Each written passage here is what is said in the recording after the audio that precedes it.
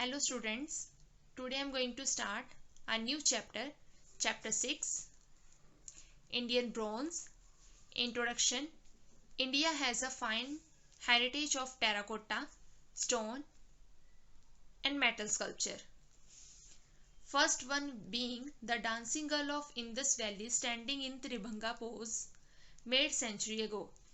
सबसे पहले Indus valley में डांसिंग गर्ल की त्रिभंगा पोज में स्टैंडिंग फिगर मिली थी. The journey from the small statue of Indus valley to Gupta Buddha and further till Pallavas and Cholas shows marvelous improvement in terms of skill, technique and raw material. जो journey है वो Indus valley के small statue से होती हुई Gupta period के Buddha sculpture तक पहुंची, राइट. और पल्लवास और चोलास के टाइम पर काफी ज्यादा इंप्रूवमेंट हुई स्किल, टेक्निक और रॉ मटेरियल में.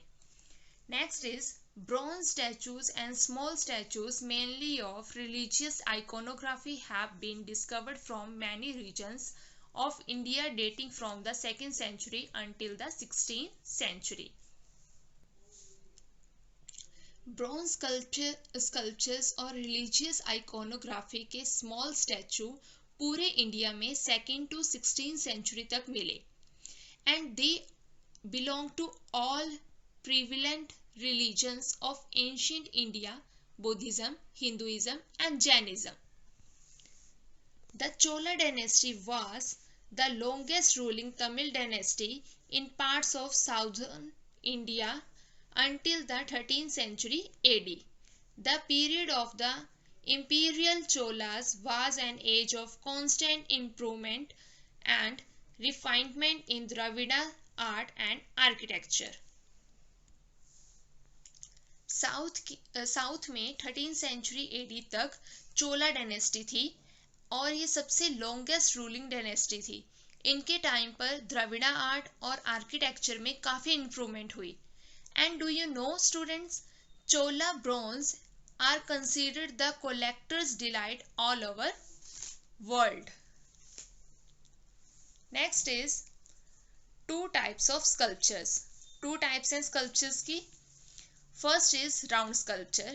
It is a freestanding sculpture such as statues not attached to any other surface.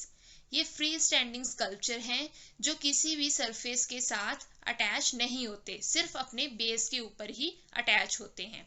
ये two types के होते हैं. First is solid and second is hollow. Clear? First, we will discuss solid sculpture. Solid sculpture are those in which total part is solid and has three-dimensional effect. Solid sculpture वो वाले sculpture होते हैं जो पूरी तरह से solid होते हैं और 3D effect देते हैं. Hollow sculpture, the carved sculpture where the center is hollow. ये जो sculpture होते हैं ये center में से खाली होते हैं. They are also 3-dimensional, ये भी 3D इफेक्ट देते हैं बट लाइटर इन वेट. ये जो इनका जो वेट होता है वो काफी ज्यादा लाइट होता है क्योंकि ये सेंटर में से खाली होते हैं. और जो सॉलिड स्कल्पचर होते हैं इनका जो वेट होता है वो काफी ज्यादा हैवी होता है क्योंकि ये पूरी टोटली जो इनका पार्ट होता है वो सॉलिड होता है. Clear? Now next is relief sculpture. It is a sculpture carved out on a surface of the medium in low relief or high relief. Relief sculpture को सरफेस पर कार्व्ड आउट किया जाता है in low and high relief में. Next is the lost wax process. There are two main processes of lost wax casting. Two main process हैं solid and hollow casting. Solid casting similar to Indus valley. जो solid casting है वो Indus valley civilisation में जो technique use हुई थी उससे similar है. कौन सी वाली? ब्रॉन्ज कास्टिंग वाली. Let's discuss. First step is to create the original model including all minute details. The raw material is made by smoothly kneading beeswax and कंगीलियम विथ अ लिटिल ऑयल। इसमें छोटी छोटी things की detail दी जाती है। जो raw material है वो बीज वैक्स का या फिर उसके साथ में कंगीलियम मीन्स कपूर, उसका मिक्सचर होता है, उसके बीच में जो ऑयल है वो डाला जाता है। Next step is to coat this model with clay made from termite heels and create a mold of a necessary thickness. Then the whole thing is dried and fried in an oven using cow dung cakes. The wax model melts and flows out while some of it vaporizes, leaving the mold empty. After that, जो model को coat किया जाता था clay के साथ, जो कि termite heels की बनी होती थी, देन ड्राई करते थे और काउ डंग के साथ अवन में फायर किया जाता था। जो वैक्स है वो मेल्ट होगी और बाहर निकल आएगी, राइट, और काफी हद तक वेपोराइज होगा और जो मोल्ड है वो एम्प्टी हो जाएगा। Clear? Further on, the metal alloy of bronze is melted and poured into the empty clay mold. Then metal is allowed to fill all areas. When it gets settled, hardened and cooled, the mold is broken off. The hardened bronze figure thus obtained is then cleaned and smoothened. इसके बाद metal alloy of bronze को melt करके empty clay mould में पोर किया जाता था। Then metal सभी areas को कवर कर लेगा। जब यह सेटल, हार्ड और कूल होगा, देन मोल्ड को ब्रेक किया जाएगा। देन हार्ड ब्रॉन्ज फिगर को क्लीन और पॉलिश किया जाता है। फाइनल डिटेल दी जाती है पॉलिशिंग करने से पहले। Hence each bronze statue is unique but the mold cannot be reused to create copies. Clear? Next is hollow casting. It is different from the solid one. It uses a clay core underneath the metal layer instead of the whole metal. Hollow casting solid casting से different है। Metal के नीचे clay होती है, पूरी metal नहीं। Clear? Next is the first task is of constructing a clay core which is roughly the shape of the final cast image. Next, this clay core is covered by a layer of wax composed of pure beeswax resin from a special tree and nut oil. सबसे पहले clay core बनानी है जो कि रफली shape की होगी। Next इस क्ले कोर पर वैक्स की लेयर से कवर किया जाएगा जो कि बीज वैक्स, स्पेशल ट्री और नट ऑयल का मिक्सचर होता है। Further on this wax is covered with layer of clay. This clay coat becomes the mold for the metal to be poured inside after replacing the wax. A few ducts are created on the top layer to drain the wax when it melts while heating the clay. The liquid metal poured in hardens between the core and the inner surface of the mold. The metal flows into all areas of the mold and takes the same shape as the wax. The outer layer of clay is then broken off. The metal icon is polished and finished as desired. After that, इस wax पर clay की layer से cover किया जाता है। Wax melt करके निकाल दिया जाएगा।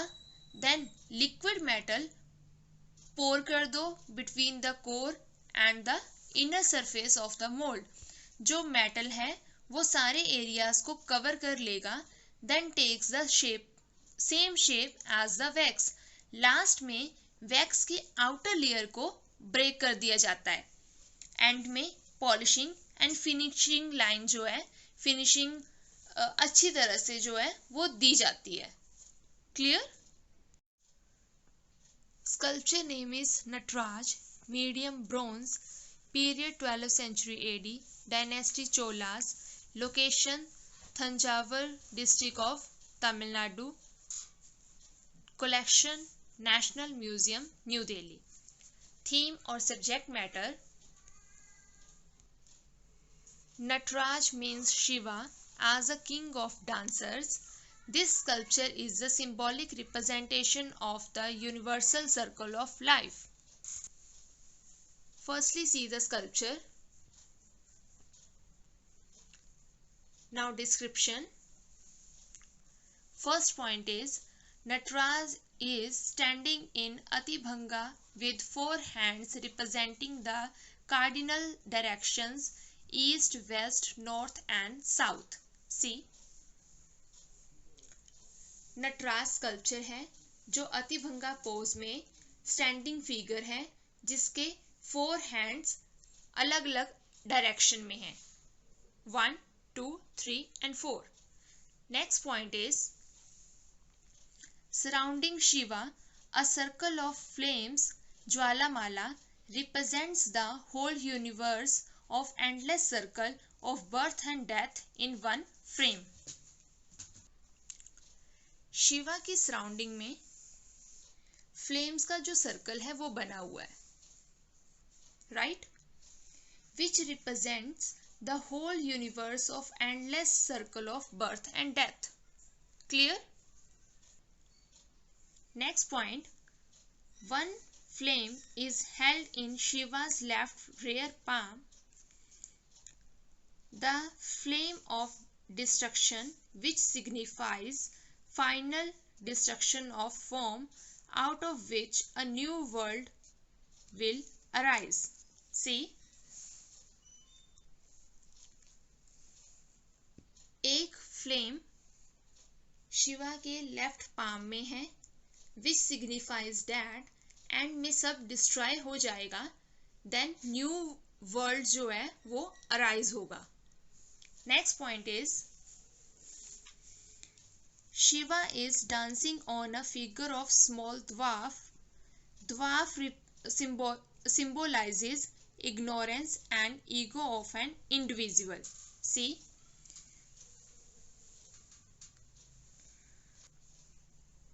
शिवा स्मॉल ड्वार्फ फिगर पर डांस करते दिखाए हैं, which symbolises ignorance and ego.